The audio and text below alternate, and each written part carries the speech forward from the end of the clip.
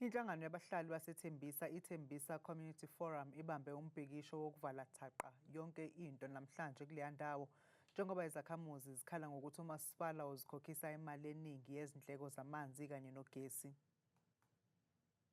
Lezi zakhamuzi zivuke ekseni namhlanje zangena emgwaqeni zibhikisha zikhala ngokuthi umasipala uzikhokhisa imali ephezulu kwaleyo eziyikweletayo yezidingo ezihlinzekwa umasipala.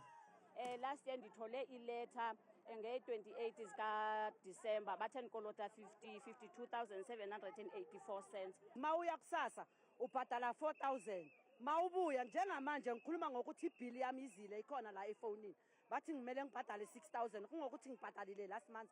Izakhamuzi zikhala nangokuthi umasipala uthumele izincwadi zokuvalwa ukuthunyelwa kwamanzi nogesi kulabo abangasikhokhi isikweletu sabo. Kodwa ke umasipala uyakuphika lokhu.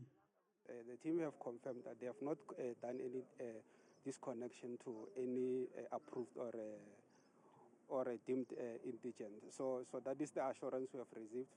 Inhlangano yabahlali baseThembisa, iThembisa Community Forum, yethembise ukuthi izoqhubeka nombhikisho uma kungahlangatshezwana nezimfuno zabahlali. If uyikwala usenkingeni because of ikasi lethu solivala iviki lonke.